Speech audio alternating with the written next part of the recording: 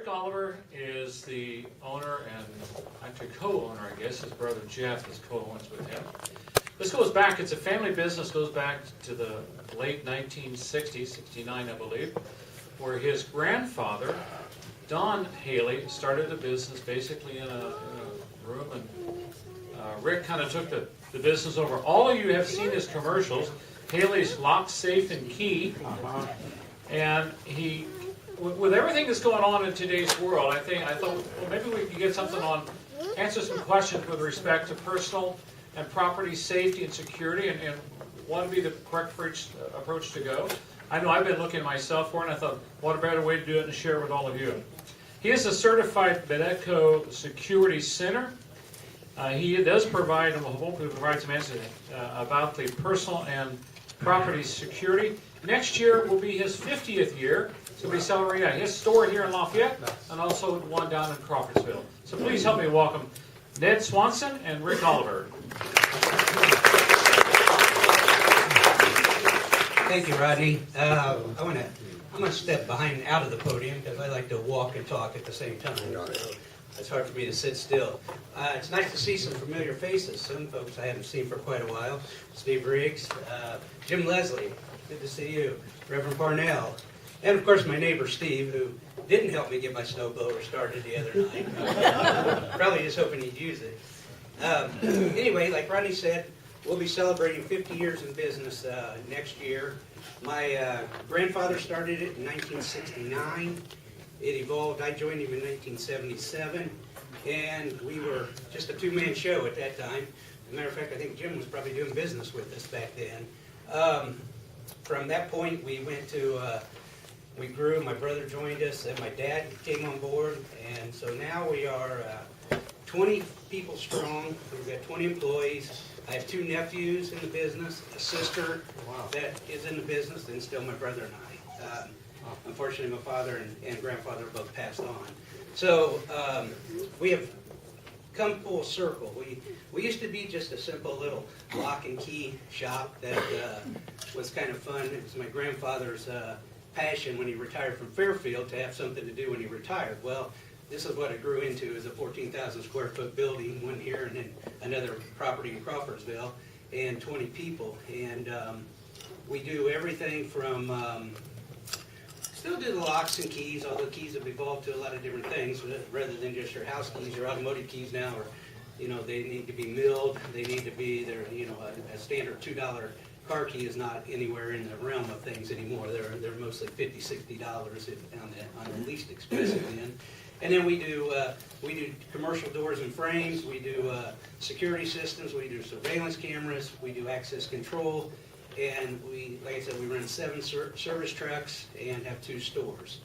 That's kind of a brief history about Haley's, and I'm going to turn the next part of the program over to Ned Swanson. We hired Ned 4 years ago, Ned?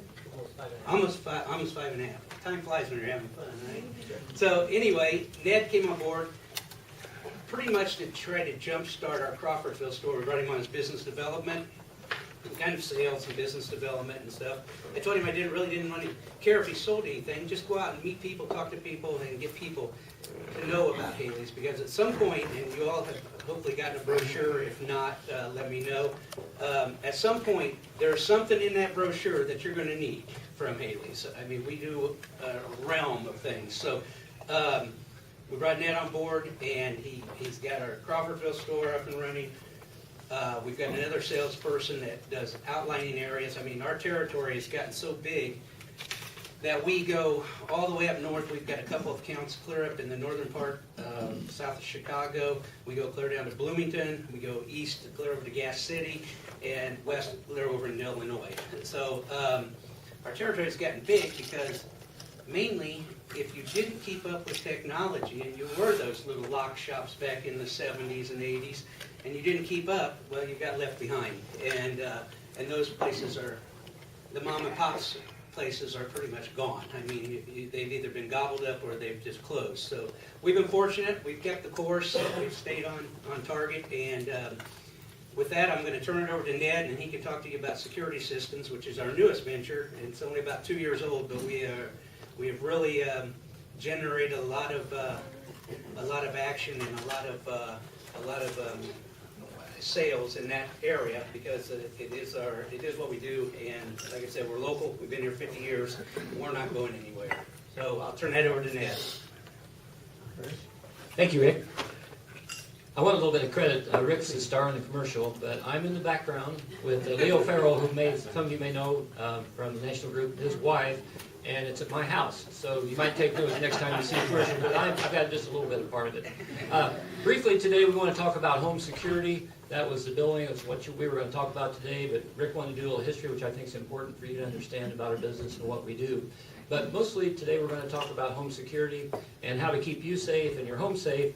And then we're going to talk a little bit about keeping your neighborhood safe, because I think that's an important part of security, because you have neighbors, people live across the street, next door, behind you, and so on. And then we're going to talk real briefly about security cameras and security systems, just what they are and what they do. And then there'll be a time for questions and answers if you have any. Now, some of the things I'm going to talk about as far as home security is concerned is really common sense, but you would be surprised how many people pay no attention to these common sense things. Number one, I wanted to ask, how many people in the room have a security system at their house or business? Okay, there's a handful, and that's great. But that is the best way to protect your house, and some of these things that we're going to talk about today will allude to that, and you'll have a better understanding. But number one is just simply make sure that you lock your doors and your windows. You would be surprised how many burglars just walk into a house because someone forgot to lock their door, or they just simply don't care to lock the door and they think they're safe. Well, Lafayette's a changing community, and we have crime here that we didn't have a few years ago, but we're not any worse off, I believe, than we are compared to any other big city that's our size. Everybody's having problems, so it's not as safe a world as it used to be. We don't paint a gloom and doom picture. We don't think it's a disastrous occurrence where we're all going to really have lots of trouble, but it isn't as safe as it used to be, and if you think it's not, you're kidding yourself. So if you go for a walk in the neighborhood, I know a lot of people walk in the neighborhood, I say lock your door before you go. Set your security system if you have one, and don't leave the key in the flower pot for when you get back, because people pay attention to what's going on. If you have your car in the driveway and you leave it overnight, or even if you're just parking it out there before you go to bed and you're going to pull it in the garage later, make sure that there's no valuables showing in the car that's visible to someone just walking down the street, and also make sure, I should say, that it's locked. It's just amazing how many people just leave their car unlocked, but they leave their laptop in there, their cell phone, their wallet. It's just, it's a pick of the criminals if they're just walking down your street and they see a car and they see something in there, or they can break the window pretty quickly. It doesn't take much, Rick, does it, to break a window out of an automobile and grab and run. So that's another thing. How many people have sliding glass doors in the back of their house? How many people have a wood rod in that door? Okay. The reason I mention that is windows are typically a sliding glass door on edge. And if you put a dowel rod from the top of the bottom window up to the top of the frame, about 3/4 inch round piece of wood, then that avoids the burglar being able to pry that window up and be able to just roll it up and roll into your house. The little catches at the top of the window that hold it together and down are for weather. It's not to keep burglars from coming into your house. And if I'm a burglar and your doors are locked, I can be in your house in about 20 seconds. What I'm going to do is I'm going to have a crowbar with me or some type of little pry bar. I'm going to jam it underneath the window. I'm going to pry it up. Either the little screws will strip out or the little catch will break. It doesn't hardly make any noise at all. I just lift the window up and I'm rolling in and I'm in your house. It's just kind of scary, but hopefully the burglars aren't that smart to know how to do that, but I'm afraid that some of them might know how to do that.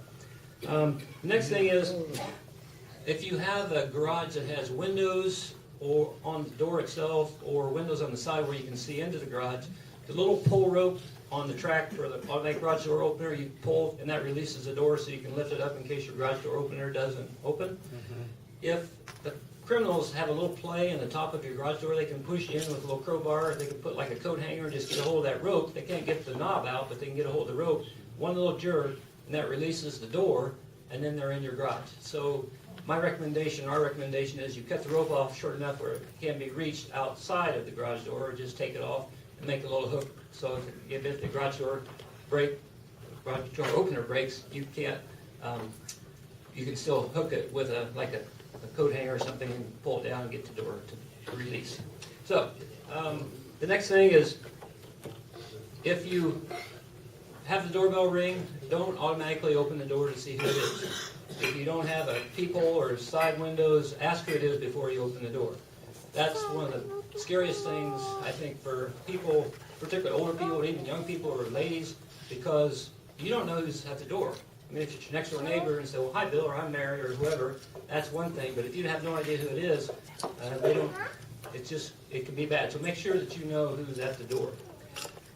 And then also advise your neighbors if you're going to be gone for more than a day or two, especially, it's a good idea if you know your neighbors well enough to do that, but if you don't, maybe not. But if you do, let them know that you're going to be gone, and maybe they can keep a little closer eye on your house. And we're going to talk about that here in a few minutes.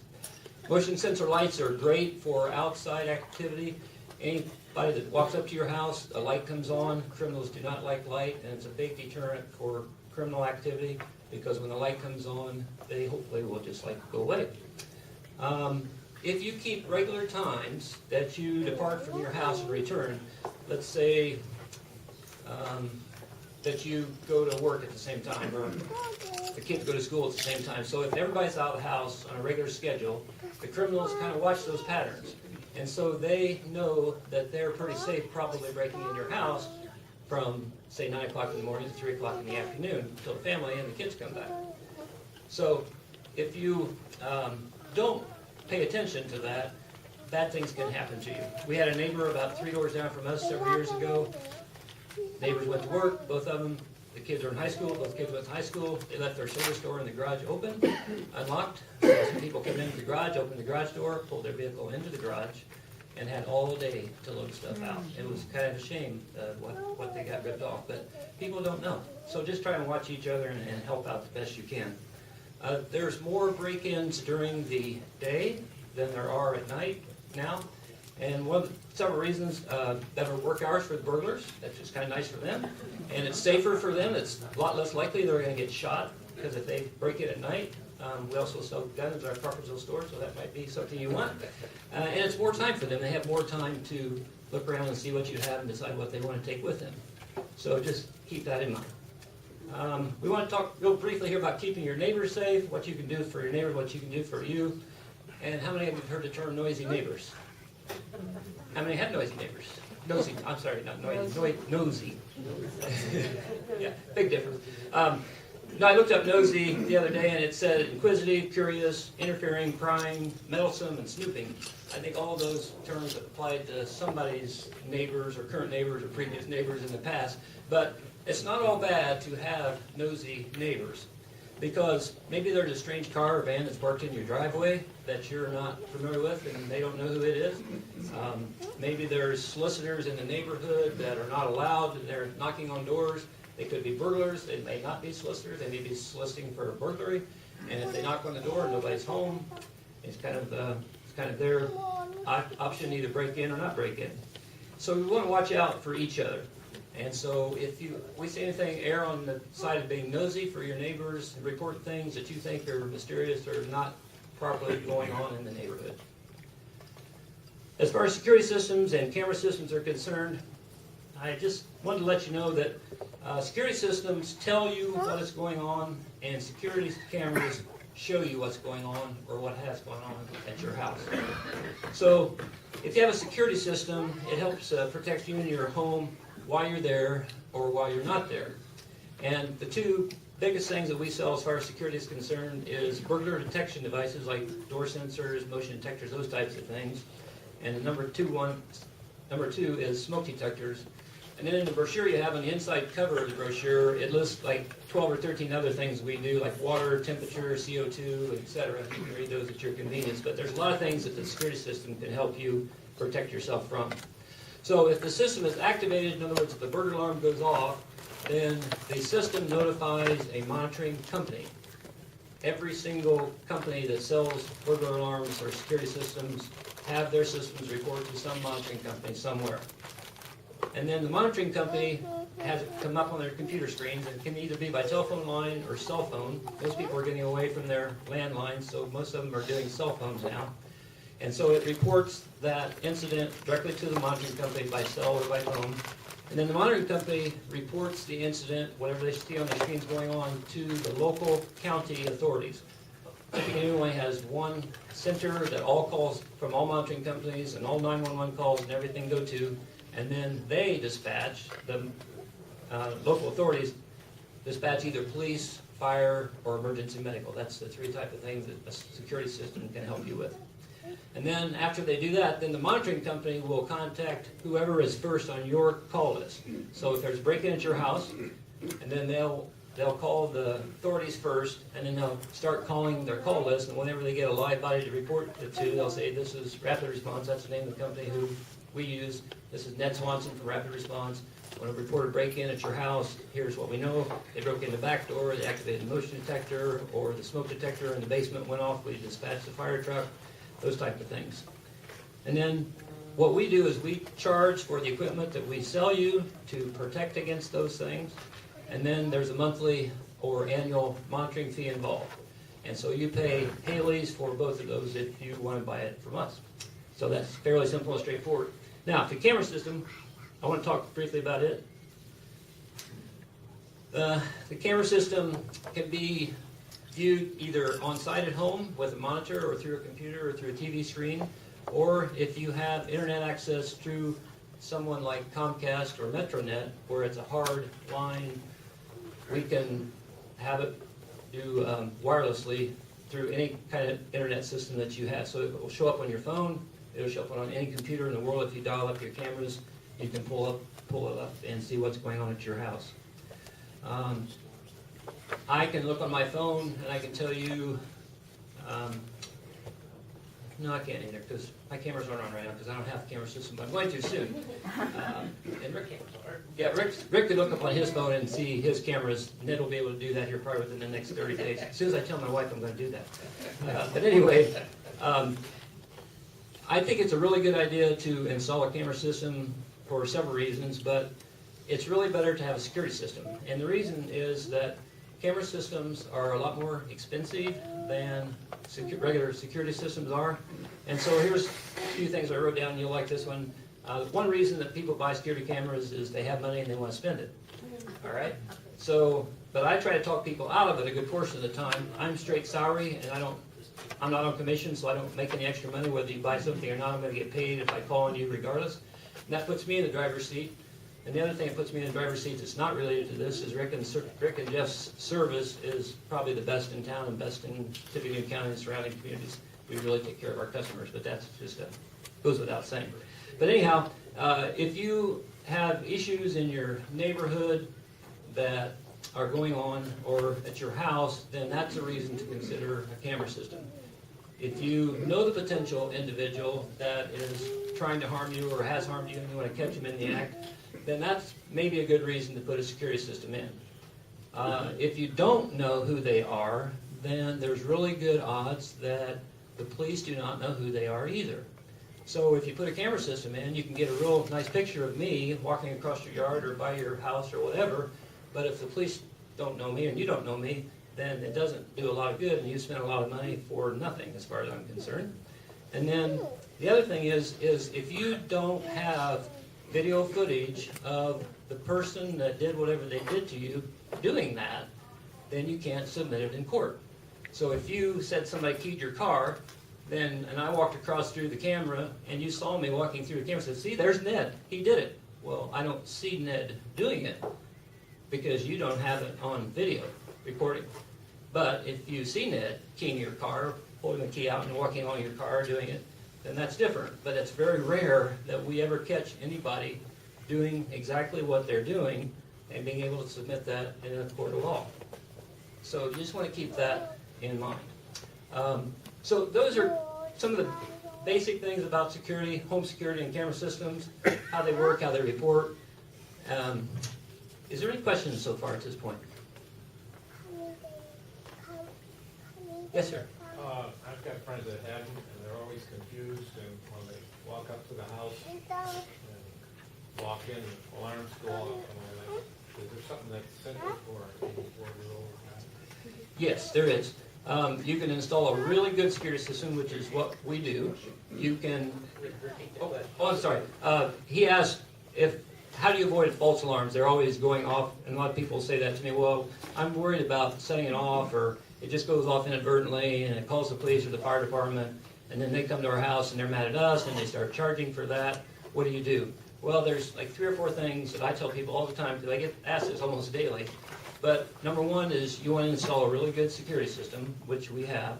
You want it installed by people that work for the company, which we have, and it's going to get installed properly because they know what they're doing. We train them, and then they go out and put it in. And then number 3, our guys, or me, will explain exactly how it operates so that you're comfortable with the operation of the equipment and the system. And then the 4th thing is the monitoring company, that's probably the most important part of the equation, is the monitoring company has to know what they're doing.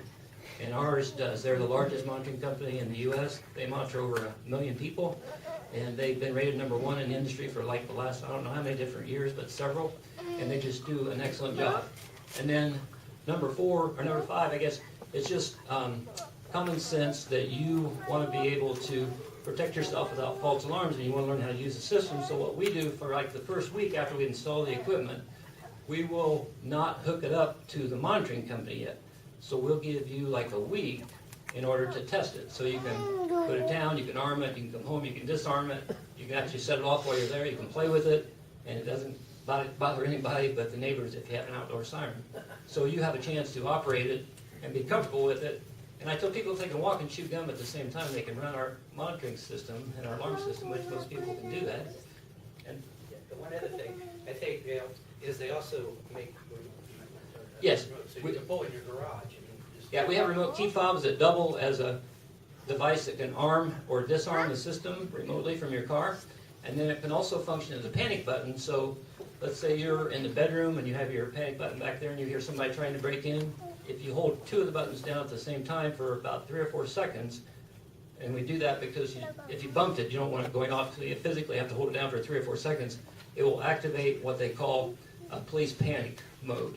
And that's the highest priority code that can be sent to the monitoring company. And when they see those pop up, they're supposed to quit doing whatever they're doing and take that call first. And when they call the county authorities, they tell them that it's a police panic, and the police are supposed to give that a number 1 priority and come to your house. Did that answer your question? Well, What the ease of it is that if, you know, like a lot of times I know people walk into their house and they think, oh shoot, I forgot to, and then it goes off. If you're coming in your house, if you've got it on a remote, you can actually do it before you ever get in the house. So you don't have to remember the code or anything, you just hit it on and off. oh, that's good. That's what I thought, is that where you were going? Yeah. And the keypad will beep for like 30 seconds after you enter that delay door before it actually goes off. So it's Yeah. beeping at you and it's telling you, say, hey, disarm me, because we don't know if you're the good person or the bad person. Yes, sir. Okay, as we live in a world where we watch TV and see the computers and we see the cameras that we have in our little cell phones and the high definition of everything except, and you know where I'm going with this, you never, ever on TV see a security camera image of something that's going on, you know, police or robbers and everything else, that's not just all fuzzy and gunky. Apparently there are no high definition security cameras out there. Oh, yeah. Sure. Oh, yeah. I know there are, but where are they? Actually, he's gonna show you some pictures. of the 415 North Earl Avenue, Lafayette, Indiana. That's where they're at. It's amazing. Yeah. I wonder how they could possibly expect you to identify somebody on a picture. Here, I'll show you my store in Crawford. I said the same thing, and then Rick said, show me your picture. So he pulled up the Crawfordsville store and showed you the quality of the pictures. People ask, This is my store. This is our store in Crawfordsville. We got 4 cameras down there. Yeah. Here you can see the guys right here working. Here's out front. Okay. Yeah. one more question back here, man. No sense of buying it if you can't see it. It's a 2-parter. One, describe the floor water sensors and what they're doing. And the second is, do you have a sensor to put in your attic to tell you have too much humidity in your attic? She asked about 4 water sensors and Do you humidity have, in the attic. 4 water sensors, we have a couple different varieties, but the latest one that's come out is like about the size of a hockey puck. It's completely remote. It's about half the thickness of a hockey puck and has 4 metal prongs on the bottom, and you just simply set it on the floor. So if water connects between any 2 of those 4 little prongs, it will short out and send a signal to the control panel that you have water wherever that little device is at. The humidity, we can control and tell you what the humidity is in the attic. It's a little more complicated and a little more involved, but yes, we can do that, absolutely. And so, I think that was it you said for questions. Actually, I have one more, I'm gonna reserve, I have the last question. I've been getting these little flyers like Simply Safe. Alexa's do this, Alexa do that, Alexa do that.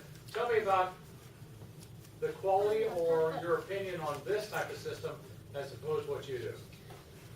Local sales and service, number one. I think that speaks a lot. If you've ever seen an ADT ad, they're in every paper every day practically, and the fine print is like, try to read the bottom of that fine print. I mean, you can't even read it without a magnifying glass. Everything that they're giving you is free, free, free. Well, we've all lived long enough. You seen free a lot? No, nothing's free. Nothing's free. That's what we preach. I mean, obviously, I'm not going to tell you everything's free. It's not free, but what you're getting is a local company that's been here for 50 years, and once we sell you this system, if you call us and say, hey, it's not working correctly, we're not going to charge you to come out there. We're going to come out there and make sure you're happy, because I got to live next door to you. I've got to see, I see people at ball games. I see people at church. I see people. I know. I was there first, though. So, with that, that's the thing. I don't know how good those systems are, but I do know that what we're selling is top of the line systems, and we're here. We're here. We're not going to leave you. We're not going anywhere. Did that answer your question, Ronnie? I couldn't wait to answer it. Please help me thank them for their presentation today and answering some questions. They'll be around here for a few minutes, Rick and Ned, after we're finished here today, if you have any other questions. And Rick does have some cards here, and I invited him to bring a list. Let me give you a small handout, a small keepsake or something to make some notes around your office for your work and presentation. So thank you again for your presentation, what you've done to us.